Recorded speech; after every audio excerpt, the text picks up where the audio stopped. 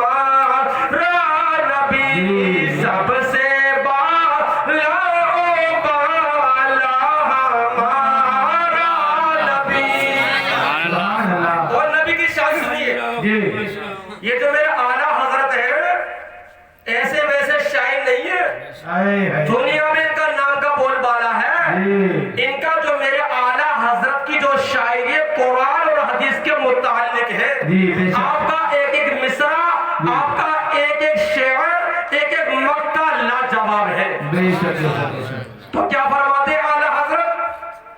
اپنے مولا کا پیارا ہمارا نبی. اسٹیج پہ غلام فخر احمد تشریف فرما، ان سے میں توجہ چاہوں گا.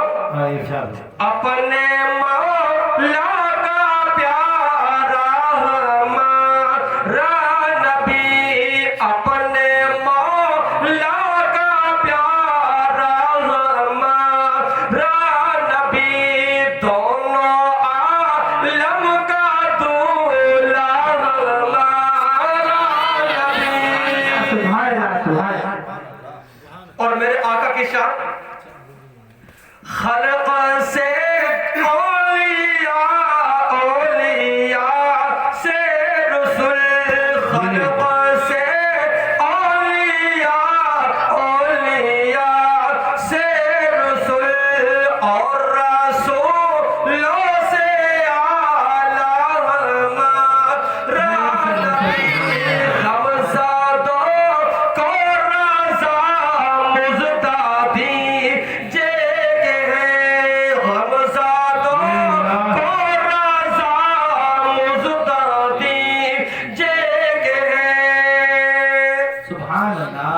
تو محترم معزز سامنے کرام، یہ میرے آقا نبی کریم صلی اللہ علیہ وسلم کی شان ہے. اور میرے آقا نبی کریم صلی اللہ علیہ وسلم کی شان میں کیا بیان کروں؟ میرے آقا نبی کریم صلی اللہ علیہ وسلم ارشاد فرماتے کہ جو مجھ پر ایک مرتبہ درود پاک پڑھتا ہے یہ دنیا میں رہ کر مجھ پر درود پاک پڑھے گا، قیامت کے دن میں اس سے مصافحہ کروں گا. اور جو مجھ پر درود پاک پڑھتا ہوگا، میرا ذکر کرتا ہوگا، قیامت کے دن وہ میرے قریب ہوگا.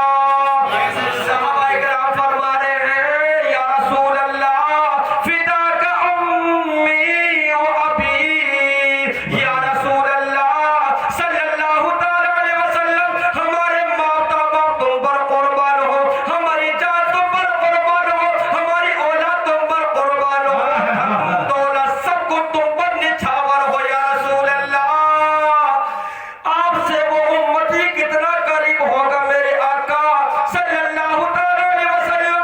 تو انگلیوں کا اشارہ فرماتے ہیں کہ وہ اور میں دونوں اس طریقے سے ہوں گے. درود پاک پڑھیے اللہم صلی اللہ سیدنا و مولانا محمد مادر الجود والکرم وآلہ واصحابہ وبارک وسلم وصلوا علیہ صلاۃ و سلام علیک یا رسول اللہ صلی اللہ علیہ وسلم. تیرا کھاوا میں تیرے گیت گاوا یا رسول اللہ، تیرا کھاوا میں تیرے گیت گاوا یا رسول اللہ، تیرا میلاد میں کیوں نہ مناوا یا رسول اللہ. اور پیارے نبی کی طرف سے یہ شعر عرض کرتا ہوں، سنا ہے آپ ہر عاشق کے گھر تشریف لاتے ہیں. کیا بات ہے، ماشاءاللہ یہ گھر روشن کیا. اور نبی کریم صلی اللہ علیہ وسلم کی ولادت سعادت اس گھر میں منائی جا رہی ہے. میں دنیا والوں کو بتا دینا چاہتا ہوں، یہ کسی ایرے غیرے کی محفل نہیں ہے، یہ کسی دنیا دار کی محفل نہیں ہے. بتا دینا چاہتا ہوں، جو رب اللہ تبارک و تعالی رب العالمین ہے تو میرے آقا رحمت للعالمین ہے. تو لہذا معزز سامنے کرام، یہ نبی کی محفل ہے، میرے پیارے آقا مصطفیٰ صلی اللہ علیہ وسلم کی محفل ہے. اور کیسی محفل ہے؟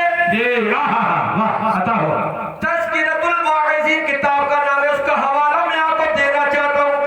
اس حوالے میں لکھا ہے ابو لہب جو کہ سڑا ہوا کافر ہے، جو ابو لہب ہے نبی کو نہیں مانتا، نبی کی محبت کو دل میں نہیں بساتا. ابو لہب کا دربار لگا ہوا ہے، مجمع لگا ہوا ہے، محفل بیٹھی ہوئی ہے، تمام سب لوگ بیٹھے ہوئے ہیں.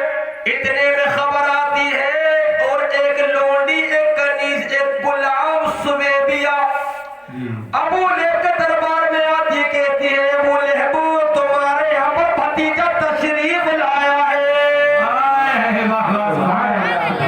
تو ابو لہب کو دیکھیے حضور نبی کریم صلی اللہ علیہ وسلم کی تشریف آوری ہے تو حضور نبی کریم صلی اللہ علیہ وسلم کی ولادت دنیا میں ہو رہی ہے، آپ کی انٹری ہو رہی ہے، آپ تشریف لا رہے ہیں، تمام ملائکہ آپ کی خوشی منا رہے ہیں، اللہ تبارک و تعالی آپ کی خوشی منا رہا ہے اور یہ لوگ بھی خوشی منا رہے ہیں۔ تو لہذا معزز سامعین کرام، جب لوڈی غلام سویبیہ نے ابو لہب کو بتایا، اے ابو لہب تمہارے یہاں پر بھتیجا تشریف لایا ہے، اے ابو لہب تمہارے یہاں پر بھتیجا پیدا ہوا ہے، اس ابو لہب نے شہادت کی انگلی سے اپنے بھتیجے محمد بن عبداللہ کے بیٹے محمد عربی مصطفیٰ صلی اللہ تعالی علیہ وسلم کی خوشی میں، آپ کی آنے کی خوشی میں، اس ابو لہب نے شہادت کی انگلی سے نبی کی تشریف آوری کی خوشی میں، پیدا ہونے کی خوشی میں، محمد کی خوشی میں اس لوڈی غلام سویبیہ کو آزاد کر دیا۔ تو کس کی خوشی میں؟ غلام کو بھی آزاد کر دیا ہے۔ غلام کو آزاد کر دیا، محمد کی خوشی میں، نبی کی خوشی میں، پیغمبر اسلام حضور نبی کریم صلی اللہ علیہ وسلم کی ولادت کی خوشی میں آزاد کر دیا۔ تو لہذا معزز سامعین کرام، جب ابو لہب دنیا سے چلا گیا، اس کا انتقال ہو گیا، لوگوں نے اس کو دیکھا، خواہ میں پوچھا، اے ابو لہب تیرا کیا حال ہے؟ اللہ رب العزت نے تیرے ساتھ کیا معاملہ کیا ہے، تیرے ساتھ کیا سلوک کیا ہے؟ تو ابو لہب کہتا ہے کہ مجھے 6 دن عذاب ہوتا ہے، اللہ کے عذاب میرے اوپر نازل ہوتے ہیں۔ ابو لہب کا دیکھیے اور نبی کریم صلی اللہ علیہ وسلم کی محبت اور پیدائش رسول کی بات دیکھیے۔ ابو لہب کہتا ہے کہ جب پیر کا دن آتا ہے، پیر کا دن تشریف لاتا ہے، تو مجھے یہ انگلی سے، شہادت کی انگلی سے مجھے پانی کے قطرے ملتے ہیں اور پیر کے دن میرے عذاب میں تخفیف کر دی جاتی ہے، کمی کر دی جاتی ہے۔ کوئی آدم عزت سامنے کرا، ایک کافر سڑا ہوا بدبخت اگر نبی کی خوشی منا رہا ہے، نبی کی ولادت کی آنے کی خوشی منا رہا ہے، تو ہم تو غلامان رسول ہیں، نبی پر درود پاک پڑھنے والے، نبی پر سلام پڑھنے والے، نبی کی سنتوں کو ادا فرمانے والے اور نبی کی ادا کو ہم تسلیم کرنے والے ہیں۔ تو قسم خدا کی، جو نبی کا عاشق ہوگا، نبی سے محبت کرنے والا ہوگا اور ان کی یاد میں اپنے گھروں کو سجائے گا اور اپنے گھروں پہ جھنڈے لگائے گا، تو قسم خدا کی اس کا بیڑا دنیا میں بھی پار ہے، دنیا سے جانے کے بعد بھی بیڑا پار ہے۔ اور ایک بات اور سنیے، حضرت بی بی آمینہ رضی اللہ تعالی عنہ بیان فرماتی ہیں کہ جو محمد میرا بیٹا دنیا میں تشریف لا رہا تھا، اللہ رب العزت نے آسمان کو مہکا دیا، ستارے ٹمٹمانے لگے، ستارے چمکنے لگے، اور بی بی آمینہ ہمارے نبی کریم صلی اللہ علیہ وسلم کی امی جان بی بی آمینہ رضی اللہ تعالی عنہ بیان فرماتی ہیں، جب محمد دنیا میں تشریف لا رہے تھے، آپ بیان فرماتی ہیں کہ آسمان نیچے ہو گیا، ستارے نیچے جھک گئے اور ستارے چمکنے لگے، خوشبو آنے لگی اور فضا مہک گئی۔ سبحان بی بی آمینہ رضی اللہ تعالی عنہ بیان فرماتی، اگر میں تارے چھونا چاہتی، تاروں کو پکڑنا چاہتی، پکڑ لیتی، اور اللہ تبارک و تعالی نے حضرت جبریل علیہ السلام کو حکم دیا کہ جبریل جاؤ، 3 جھنڈے آپ کی بارگاہ میں، 3 جھنڈے حضرت جبریل علیہ السلام لے کر حاضر ہوئے، ایک کعبے کی چھت پہ گاڑا اور ایک مشرق پہ گاڑا اور ایک مغرب میں گاڑا، اور آقا نبی کریم صلی اللہ تعالی علیہ وسلم کی ولادت ہو گئی۔ روح الامین نے گاڑا کعبے کی چھت پہ جھنڈا، روح الامین نے گاڑا کعبے کی چھت پہ جھنڈا، تا عرش اڑا پھریرا صبح سب ولادت۔ لہذا معزز سامعین کرام، پورا عالم نبی کے آنے کی خوشیاں منا رہا ہے، محبت بنا رہا ہے، اپنے گھروں کو سجا رہا ہے، اب وہ نورانی جو جھنڈے ہیں وہ اپنے گھر اور وہی جبریل کی سنت کو ادا کر رہے ہیں، اور وہ تارے جو ٹمٹما رہے تھے، چمک رہے تھے، اور وہ نورانی معاملات جو ہے، جو نورانی وہ تارے ہیں، ہم نہیں لگا سکتے، اس لیے اپنے گھروں پہ یہ لائٹیں لگا لیتے ہیں اور حضرت جبریل علیہ السلام کی سنت کو ادا کرتے ہیں۔ اور انشاءاللہ تبارک و تعالی جو نبی سے محبت کرنے والا ہوگا وہ خوشیاں مناتا رہے گا، میلاد کو مناتا رہے گا۔ اور ایک ہی ایسا آدمی ہے، ایک ایسا ہی شخص ہے شیطان، جب نبی کی ولادت ہوئی، جب نبی کی میلاد کی بات ہوتی، جب میلاد کی بات ہوتی، تاریخ کی بات ہوتی، بڑا روتا ہے۔ نثار تیری چہل پہل پر ہزاروں عید ربیع الاول، نثار تیری چہل پہل پر ہزار عید ربیع الاول، سوائے ابلیس کے جہاں میں سبھی تو خوشیاں منا رہے ہیں۔ اور میرے اعلیٰ حضرت اپنے خطاب کو آخری اختتام تک ان شعروں کے ساتھ ختم کرنا چاہتا ہوں۔ میرے آقا اعلیٰ حضرت رحمت اللہ تعالی علیہ بیان فرماتے ہیں، چمک تو سے پاتے ہیں سب پانے والے۔ یار ہمارے نبی زندہ ہے، ہمارے نبی زندہ ہے، اور ہم نبی کے زندہ کا خوشی مناتے ہیں اور جلوس نکالتے ہیں۔ معاذ اللہ، استغفر اللہ، یہ عقیدہ رکھنا نبی مر کے مٹی مل گئے، استغفر اللہ، یہ ہمارا عقیدہ نہیں ہے۔ کیوں؟